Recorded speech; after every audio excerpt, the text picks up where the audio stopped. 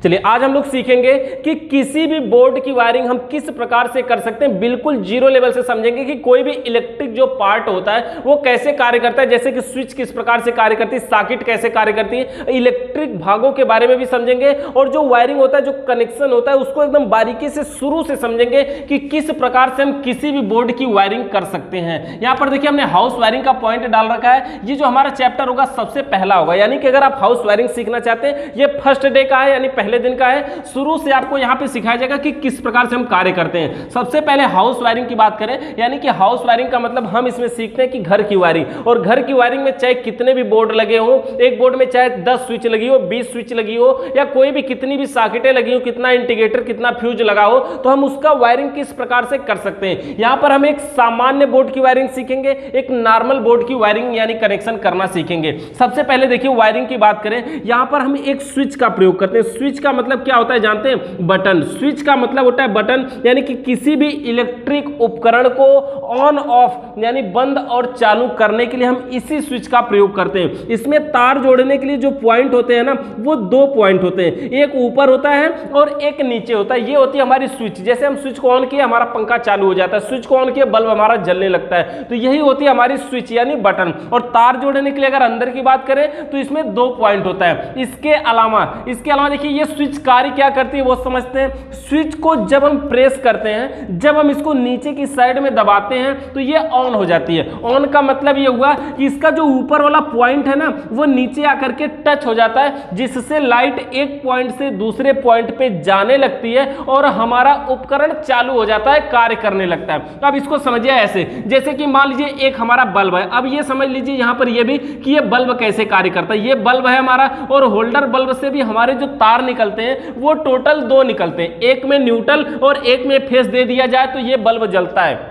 यहां पर ये भी समझ सकते हैं कि किसी में न्यूट्रल किसी में फेस दे दिया जाए तो ये हमारा बल्ब जलेगा। ऐसा नहीं कि नहीं न्यूट्रल ऊपर दिया फेस नीचे दिया, इसको उल्टा कर दिया जाए तो नहीं जलेगा, ऐसी बात तो है नहीं। अब सोचिए आप ही, जैसे कि घर का मान लीजिए कोई बोर्ड का हमारे 5 पिन सॉकेट है, 5 पिन वाला सॉकेट है। अब हम क्या करेंगे, मान लीजिए ये हमारे घर की टीवी है, टीवी से अगर 2 वायर निकल करके आए और इन दोनों वायरों में क्या लगा होता है, आगे एक प्लग लगा होता है। 2 पिन प्लग भी हो सकता है, 3 पिन हो सकता है। अब मान लीजिए जब हम इसको ऐसे सीधा सीधा प्लग में खोसते तो क्या हमारी टीवी चलती है ना। और अगर इस प्लग को, इस पॉइंटर को अगर हम बदल के करते हैं यानी कि पलट के करते हैं तो क्या ये नहीं चलता? तब भी चलता है। और उसी प्रकार से जैसे हमारे मोबाइल का चार्जर है, चार्जर जब हम बोर्ड में लगाते हैं सीधा सीधा तो ठीक है कि चल रहा है, इसको पलट के लगाएं तो भी तो चलता है। कोई फैन लगाएं, कोई कूलर लगाएं, कोई भी इलेक्ट्रिक पार्ट लगाएं, लेकिन न्यूट्रल की जगह पे फेस या फेस की जगह पे न्यूट्रल हो सकता है हमारे सभी इलेक्ट्रिक उपकरणों में। उसी प्रकार से यहां पर न्यूट्रल और फेस अगर दोनों बल्ब में दे दिया जाए किसी उपकरण में तो वो कार्य करेगा।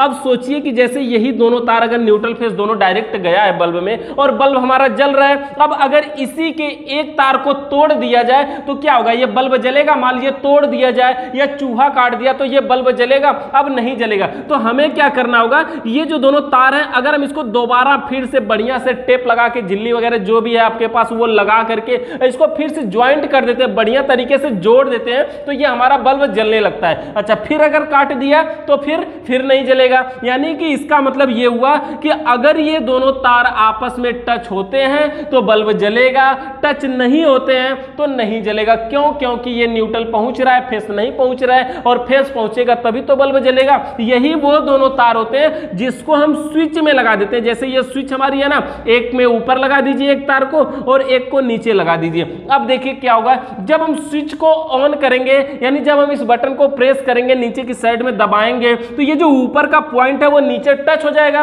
और जब नीचे टच होगा तो ये जो लाइट है एक पॉइंट से दूसरे पॉइंट में जाने लगेगी और ये हमारा जो बल्ब है वो क्या होगा, ऑन हो जाएगा, जलने लगेगा। यानी कि बल्ब को जलने के लिए न्यूट्रल फेस दोनों की आवश्यकता पड़ती है। स्विच में देखिए कनेक्शन हमने सिर्फ एक दिया है। स्विच एक रास्ता होता है। रास्ता का मतलब समझिए, स्विच एक रास्ता है, जब तक ये ऑन है तो यानी कि जाने दे रहा है, ऑफ कर रहा है यानी बीच से रोक दे रहा है। बस यही इसका कार्य होता है, सप्लाई को बीच से रोक देना। तो ये होती है हमारी स्विच यानी कि बटन। और हमारा उपकरण में क्या होता है, जैसे बल्ब है या फैन है या कोई भी इलेक्ट्रिक उपकरण है, जब तक उसको न्यूट्रल और फेस दोनों नहीं मिलेगा वो कार्य नहीं करेगा। अब देखिए इसके कनेक्शन की बात करें तो इसमें देख पाएंगे, जैसे मान लीजिए ये हमारी यहां पर हम एक स्विच बना रहे हैं, ये हमारी स्विच हो गई, इसमें तार जोड़ने के लिए 2 पॉइंट हो गए, तो ये एक स्विच हमने लगा दिया। इस बोर्ड में हम दूसरी भी स्विच लगा देते हैं। इस प्रकार से चाहे कितनी भी स्विच लगाएं हमें कोई फर्क नहीं है। जो हमारे वायरिंग का नियम है सिर्फ 3 नियम है और तीनों नियमों पे पूरी वायरिंग आधारित है। यहां पर हमने 2 स्विच लगा दिया, ये लगा देते हैं अपनी तीसरी स्विच। टोटल 3 स्विच इसमें लग चुकी है। अब देखिए 3 स्विच लगी है, तीनों में तार जोड़ने के लिए 2-2 पॉइंट हो गए।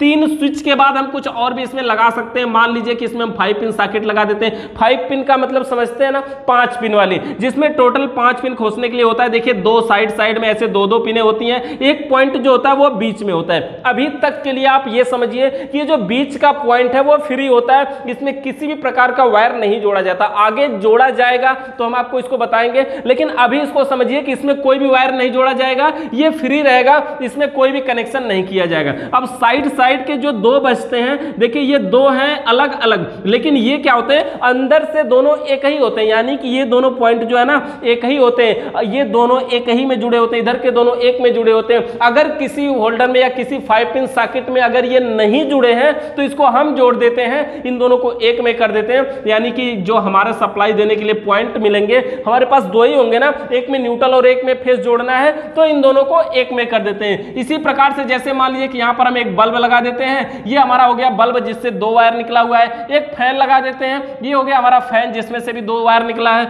और खंबे से जो हमें सप्लाई मिलती है वो तो जानते हैं कि 2 ही मिलती है, एक न्यूट्रल और एक फेस। देखिए खंबे से हमें 2 तार मिलते हैं, एक न्यूट्रल एक फेस। कोई भी न्यूट्रल कोई भी फेस हो कोई फर्क नहीं पड़ता। ऐसा भी क्वेश्चन हो सकता है सर न्यूट्रल फेस को हम कैसे पहचाने, तो आप पहचान कर सकते हैं, उसका हम एक अलग से उसके लिए बारे में बताएंगे। लेकिन यहां पर देखिए न्यूट्रल की जगह पे फेस या फेस की जगह पे न्यूट्रल अगर हो जाएगा तो कोई भी दिक्कत नहीं होगी। लेकिन वायरिंग करते समय हमें नियम के अनुसार इसको समझना होगा। समझने में ये कि जैसे देखिए ये न्यूट्रल का वायर है, सबसे पहला इसका 3 नियम होता है, हमने आपको ये बताया। तो वायरिंग का जो पहला नियम है कि सर्वप्रथम न्यूट्रल के वायर को सभी उपकरणों के एक-एक पॉइंटों में डायरेक्ट जोड़ देंगे। मतलब कि सर्वप्रथम मतलब सबसे पहले न्यूट्रल के वायर को, यानी ये जो न्यूट्रल का तार है इसको सभी उपकरणों के, ये जो सभी उपकरणों शब्द आया ना, उपकरणों का मतलब ये होता है कि ऐसे इलेक्ट्रिक पार्ट जिसको कार्य करने के लिए न्यूट्रल और फेस दोनों की आवश्यकता पड़ती हो, उसे उपकरण कहते हैं। जैसे ये बल्ब है ना, ये उपकरण है, ये फैन है, ये उपकरण है, ये 5 पिन सॉकेट है, ये उपकरण। ये जो स्विचें है ना, इसको हम उपकरण नहीं बोलते, ये स्विच है, ये उपकरण नहीं है। या फिर अगर शॉर्ट में छोटे बोर्ड में हम अभी ऐसा भी बोल सकते हैं कि स्विचों को छोड़कर बोर्ड में जो कुछ लगा है उसमें स्विचों यानी बटन को छोड़कर जो कुछ बचेगा सब उपकरण है। तो इसमें देखिए ये जो 3 स्विचें हैं, तीनों को हम अगर ढक लेते हैं तो इसमें टोटल कितना बचता है, एक बल्ब बचता है, एक फैन बचता है और एक 5 पिन सॉकेट बचती है। तो ये जो तीनों है ये तीनों उपकरण कहलाएंगे। तो इस बोर्ड में टोटल 3 उपकरण है। तो हमारा नियम क्या है कि सर्वप्रथम न्यूट्रल के वायर को सभी उपकरणों के एक-एक पॉइंट में डायरेक्ट जोड़ना है। एक-एक पॉइंट का मतलब क्या हुआ कि सब में तार जोड़ने के लिए 2-2 पॉइंट बने हुए हैं ना, सब में तार जोड़ने के लिए 2-2 पॉइंट है, तो हमें क्या जोड़ना है, एक-एक पॉइंट में न्यूट्रल के तार को जोड़ देना। जैसे देखिए हमने न्यूट्रल के तार को यहां पर एक पॉइंट में जोड़ दिया। देखिए इसको किसी में जोड़ सकते हैं, दाहिने या बाएं से कोई फर्क नहीं पड़ता, बस किसी एक में न्यूट्रल को आप डायरेक्ट पहुंचा दीजिए। अब यहां पे न्यूट्रल के वायर को एक पॉइंट में जोड़ दिए। अब यही वाला न्यूट्रल नियम में हमारे ये है कि सभी उपकरणों में जाना चाहिए, यानी कि ये भी उपकरण है तो इसके भी एक पॉइंट में जाएगा। तो यहां पर भी देखिए हमने जोड़ दिया, इसके भी एक पॉइंट में। और भी कई उपकरण है, ये भी 5 पिन सॉकेट उपकरण है ना, इसके भी एक पॉइंट में हमारा न्यूट्रल जाना चाहिए। तो यहीं पर मान लीजिए हम इसके भी एक पॉइंट में न्यूट्रल डायरेक्ट जोड़ देते हैं। बस सभी उपकरणों के एक-एक पॉइंट में न्यूट्रल जाना चाहिए। यहां पर देख सकते हैं हमारा जो पहला नियम होता है वो पूरा हो गया कि न्यूट्रल के वायर को सभी उपकरणों के एक-एक पॉइंट में डायरेक्ट जोड़ देंगे। नियम नंबर 2 हमारा ये होता है कि अब फेस के वायर को समझिए, ये जो फेस का तार है इसको, अब फेस के वायर को सभी स्विचों यानी कि बटन के निचले पॉइंट में डायरेक्ट जोड़ देंगे। मतलब ये जो फेस का वायर है ना, इसको सभी स्विचों, स्विच का मतलब क्या, बटन, जितनी भी बटन दिखाई दे उसके निचले पॉइंट में, निचले का मतलब समझ रहे हैं, ये ऊपर है, ये नीचे, यहाँ ऊपर है, ये नीचे, ये ऊपर है, ये नीचे, ये 3 स्विचें है ना, और सभी स्विचों के निचले पॉइंट में डायरेक्ट जोड़ना है। यानी एक स्विच के निचले में जोड़ दिया, ये भी स्विच है ना, इसके भी निचले में जोड़ा जाएगा, आगे भी स्विच है तो उसमें भी जोड़ा जाएगा, और भी आगे अगर स्विच लगी होती तो उसके भी निचले पॉइंट में जोड़ दिया जाता। यानी कि जितने भी स्विचें हैं सभी स्विचों के निचले पॉइंट में फेस के वायर को डायरेक्ट जोड़ना जरूरी है। तो यहां पर हम सभी स्विचों के निचले पॉइंट में जोड़ दिए, और भी आगे सोचिए कि यहां पर स्विच होती तो उसके भी निचले पॉइंट में ले जाते, इधर कहीं स्विच होती तो उसके भी निचले पॉइंट में ले जाते। यानी जितनी बटन आपको दिखाई दे सभी स्विचों के निचले पॉइंट में फेस को डायरेक्ट जोड़ना है। और पहला नियम क्या था हमारा कि सभी उपकरणों में जोड़ना है। जैसे यहां बल्ब था उसमें भी जोड़ा, फैन था यहां जोड़ा।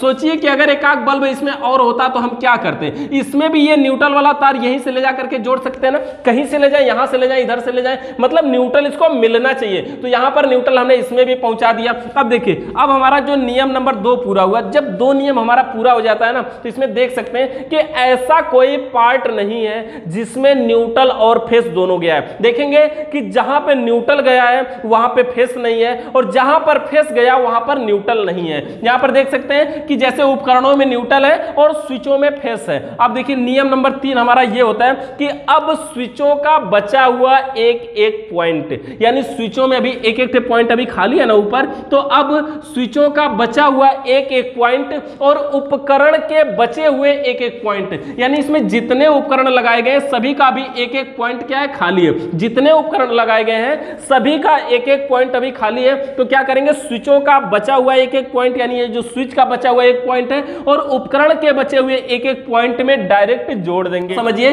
कि किसी भी स्विच को किसी भी उपकरण से जोड़ सकते हैं, किसी स्विच को किसी उपकरण से जोड़ सकते हैं, लेकिन ध्यान बस इतना ही देना है कि जिस स्विच को जिस उपकरण से जोड़ेंगे उसी से वो स्विच काम करेगी। मतलब कि ये स्विच से अगर आप इस बल्ब को जोड़ते हैं तो पहली स्विच को हम ऑन करेंगे तो हमारा बल्ब जलेगा। अगर हम इसी पॉइंट से इससे हम इस फैन को जोड़ दें पहली स्विच से, तो पहली स्विच को हम ऑन करेंगे तो हमारा फैन चलेगा। यानी कि जिस स्विच को जिससे जोड़ेंगे जिस उपकरण से उसी से वो कार्य करेगा। बस ध्यान ये देना है कि कभी भी स्विच को स्विच से नहीं जोड़ना है। जैसे ये स्विच है, ये स्विच है, इसको जोड़ दिए, ऐसा नहीं कर सकते। मतलब स्विच को स्विच से नहीं जोड़ना है और ना ही उपकरण को उपकरण से जोड़ना है। जैसे ये बल्ब खाली, ये फैन खाली, इसको जोड़ने, ऐसा भी नहीं है। बस एक स्विच और एक उपकरण होना चाहिए। तो जैसे ये स्विच है, ये उपकरण है, इसको हम यहाँ पे जोड़ देते हैं। ये स्विच खाली है, इधर उपकरण खाली है ना, चलिए हम इसको भी यहाँ पे जोड़ देते हैं। ये स्विच खाली है, इधर कोई उपकरण खाली है, 5 पिन सॉकेट खाली है, चलिए इसको भी हम यहाँ से जोड़ देते हैं। यहाँ पर एक और फैन लगा हुआ है, ये स्विच खाली है, इसको हम यहाँ जोड़ देते हैं। आगे ये स्विच अभी खाली है तो इसको हम क्या करेंगे, खाली छोड़ देंगे। मतलब ये हुआ कि स्विचों का बचा हुआ एक पॉइंट और उपकरण के बचे हुए एक पॉइंट में डायरेक्ट जोड़ देंगे। इस प्रकार से हमारा एक नॉर्मल बोर्ड का कनेक्शन कंप्लीट हो जाता है, सामान्य बोर्ड की वायरिंग। यानी ये एक ऐसा बोर्ड है जिसमें ना तो फ्यूज का प्रयोग किया गया है और ना ही इंडिकेटर का, ना और किसी इलेक्ट्रिक पार्ट का। इसमें केवल उपकरण और स्विचें लगाई गई हैं। इस नियम के अनुसार ये हम किसी भी बोर्ड की वायरिंग कर सकते हैं। किसी भी बोर्ड में चाहे कितना भी सॉकेट लगी हो, कितना भी पार्ट लगे हो, कितना भी फैन लगाओ, कितना भी बल्ब लगाओ, कितना भी बड़ा या छोटा बोर्ड हो, हम आसान तरीके से उसको बना सकते हैं, उसका कनेक्शन कर सकते हैं। इस कनेक्शन से संबंधित किसी भी प्रकार का सवाल या सुझाव हो तो नीचे कमेंट करके बताइएगा। चैनल पे नए आए सब्सक्राइब करके बेल आइकन को प्रेस कर लीजिए। वीडियो देखने के लिए बहुत बहुत